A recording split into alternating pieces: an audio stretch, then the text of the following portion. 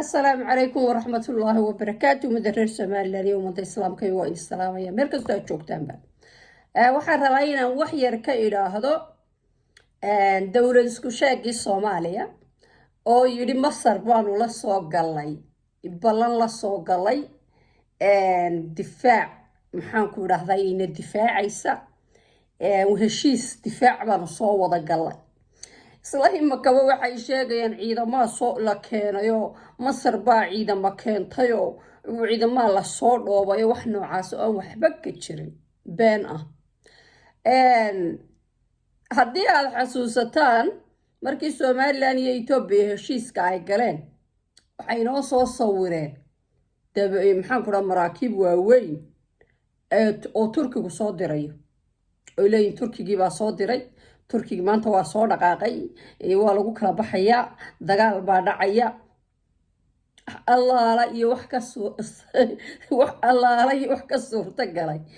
ima jiraan da suurtagal maba yahayn oo awalka horeba waxba kama jirin ma weela caruureed maanta waxa leeyahay Masar baa ayaa tagaysa maxaan ku dhahday difaacaysa Soomaaliya wax allaala iyo wax ka jiraan ma jiraan Masar waa laga yaabaa inay isku xuuqiso Itoobiya iyo Soomaalida inay isku xuuqiso sidii hore ay Carabtu u yeeleen ay u yeelaan 1977 markii dagaalkii xaq darrada ahaa Itoobiya lagu qaaday qaar baa ayaa Soomaalida ka daba heesayay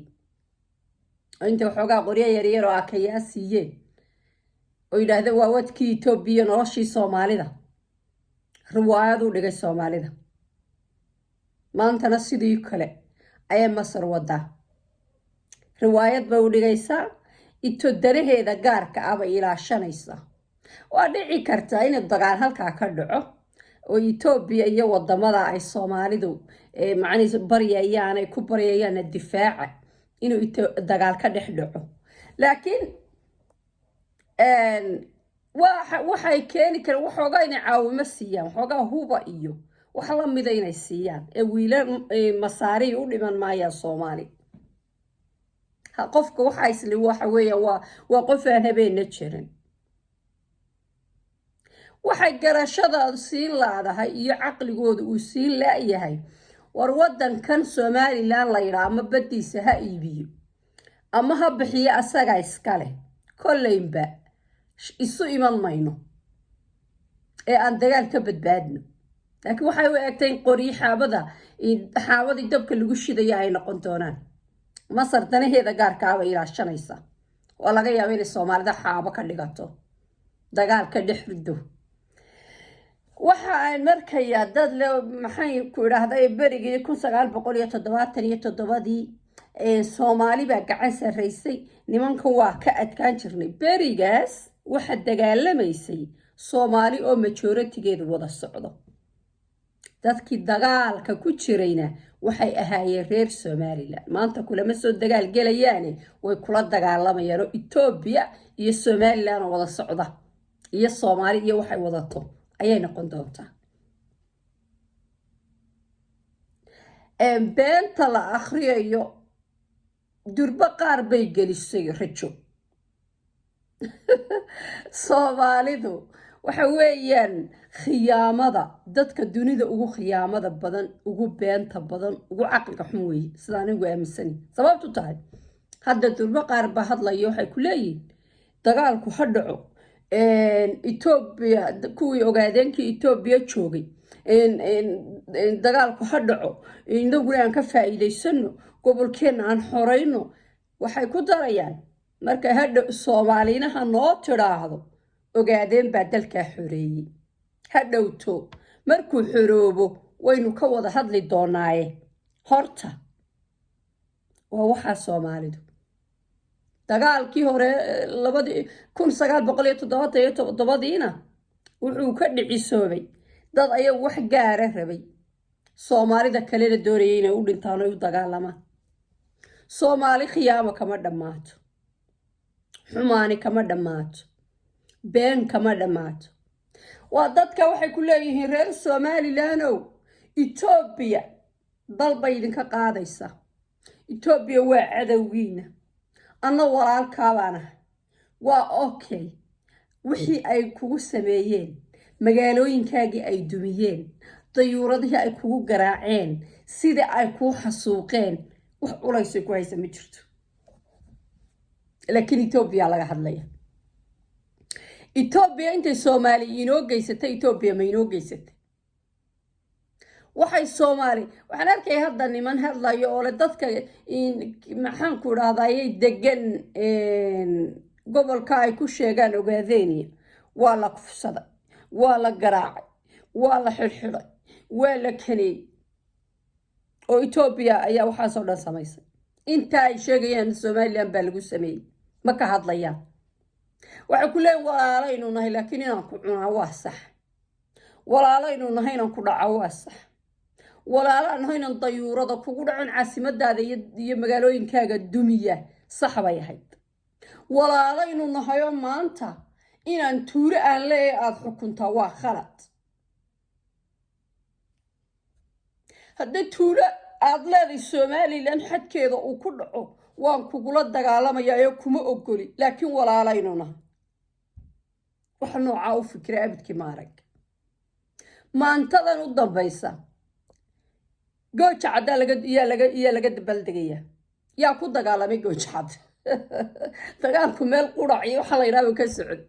gooja cadda oo la iskaga baxay on xabaday ka dhicin aan xabadi qushka oran ayaa lagu dabaldegaya maanta maxaa loo dabaldegaya niman rag isaaqaan u layna isaaq baan halka ku layna oo hadda waxaan adiga rabtaa waa maxay walaaltinimadan adiga rabtaa waa maxay dalkan adiga la hadlaysaa waa maxay aad iyo aad loola yaabo macnihii dhan ay u jeedaan iyo dhan ay ka jeedaan iyo ujeedda ay leeyihiin mid ma fahmaysid waxay u ahayd maanta oo caqli ahaa inay yiraahdaan reer Soomaaliland oo banaanka ka baxo dalkiina ma iibiya ama kireeya idinka idin taala laakiin reer Soomaaliland waa iska caadiye annagu inaanu idin cunno waa caadiye inaanu caruurtiina sida xoolaha gowrgowracno waa caadiye nagu soo noqdo oo in Ethiopia ka soo durka anaga Ethiopia abidkay waxna ma yeelin saxar wanaag mooyaane Ethiopia xumaani namay dhaxmarin maanta colaada iyo dagaalka ay Ethiopia ka rabaan aan waxaan rajaynaa inay helaan bal waxay ka helaan eegne Masar soo kaxaysataayo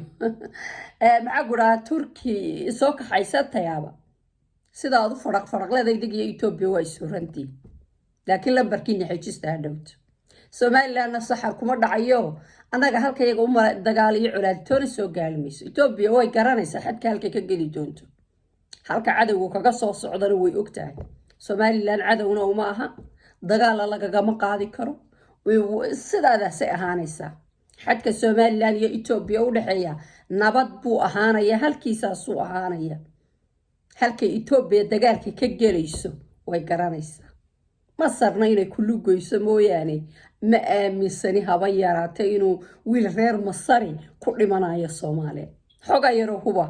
iyo ma darash way siin doontaa sadaqada way idin soo tuuri laakiin cid idin dhimanaysa iyo cid idin dagaalamaysa midna ma jiro haddii muslimnimo ay cid u dagaalamayaan Falastiin ha u dagaalamaan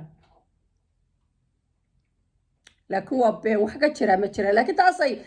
taasay ilaalinayaan maanta waana iska arintii Turkiga oo kale maraakiibtii ay soo sawirayeen waa ka Turkigu uu soo socda waa ka Turkiga Soomaaliland buu qabsanaya hadda laga dajinaya farararara wax ka jira wax ka suurta galay ma jiro Masar iyo Turkiga iyo waxaan oo dhamiba siyaasadahooda dibadda bay ku kicinayaan ma maqashay dad la yiraahdo waa waxaan ku dhawa ku shidanayaan Facebook lagu shidaya YouTube lagu shidaya ma maqashay waa sidaas oo kale Maraykan Turkiga waa ku awrkacsaday Soomaaliya wuxuu ku gaaray macnaheedu ismuujin buu ku sameeyay maantana qaar kale isku muujinaya ayaguna haba yaraatay inay dumaan oo dagaalkaasi gudahooda ka socon doono Soomaaliya gudaheedu dagaalkaasi ka socon doono ma aaminsan in Ethiopia soo gaari doono Somaliland soo ma gaari doono Soomaaliya dhexdeedu ka socon doona Ethiopia xuduudda halkay ka galaysa waa garanaysa waana u tilmaamayna halka ka gal ayaanu leeyahay anaga nagu soo habiyaami mayso dagaalada soo gaari ma Somaliland dagaal soo gaaraya ma jiro Ethiopia iyo Soomaaliya waxay ku dagaalami doonaan gudaha Soomaaliya marka daansada leh u durbaantuma dagaal leh garasho iyo aqli idinma hagi karo wadan idinku soo biiray ayaa idinka laabtay farararararaqda ila joojisaan bay xaq iyo gardaro xaq daro iyo gardaray ku socdaan reer Soomaaliya xaq darana ma guulaysato abidkiina ku guulaysan maysaa imikada hadduu dagaal dhaco Soomaaliya 5 kaar waxa Soomaalida isku sheeganaya 10 kaar bay hoosta ku wada sitaan sida kuwa ogaadeentiga maanta kule ana loogu dhawaaqay anagu nahay kuwa dagaalamayo gobolkayga aanu goosano sidaasay kaar hoosta ugu wada sitaan maxaan ku dhahay xaafad ogoli ma jirto ayaga Ethiopia u kala dheerayn doona marka anigu waxaan leeyahay halka ka wado dagaalka maxaan ku dhahay doona dagaalka Ethiopia taabta Ethiopia waa eegayna waxa idinka raaca laakiin Somaliland saxan soo gaari maayo isla soo gaari maysa Somaliland dagaalku Soomaaliya dhexdeedu ka socon doona Soomaaliyana ku eegan doona wixii ka soo baxay waa eegayna ma aaminsani inay marnaba Soomaaliya guulka keeni doonto dagaalkii 7 kina yuu been idin sheegin cidii dagaalamaysa reer Somaliland bay ahaayeen reer Somaliland baa idin dagaalamayay laakiin maanta waa idin la dagaalamayaan Ethiopia iyo Somaliland oo wada socda iyo Soomaaliya iyo waxay wadato ayay noqonaysaa waxaan aaminsanay geeska Afrika nabadeeda in Ethiopia iyo maxaan ku dhahay Somaliland ka wada shaqayn doonaan oo aakhirka iman doonto dawlado quwad leh oo Ethiopia iyo Somaliland la yiraahdo oo geeska Afrika maxaan ku idhaahday cadaaladeeda iyo wada jirkeeda ka shaqeeya ay iman doonaan geeska Afrika guud ahaan iyo ummadda Afrikaanka nabad bay u baahan tahay iyo horumar laakiin waxa qashqashaya waa Soomaaliya iyo waxay aga ku qaataan kuwana waxaan aaminsanay inay iska soo afjarmi doonaan khayr iyo baraka ayaynu isognahay guul iyo gobonimada u rajaynaa Soomaaliya Somaliland iyo Ethiopia qaar baa hadda tooran doona Soomaaliya isku nino qof hilibkaaga cunaya qof horumarkaaga diidan qof maxaan ku raadayay burburkaaga ka shaqeynaya walaalka maaha ka nabadgelyada iyo wanaagga iyo walaaltinimada ku wada shaqeysaan ee xadkiisa aanay dhibaato ka soo gaarin waa Ethiopia خير يا بركة ينسكوك السلام عليكم ورحمة الله وبركاته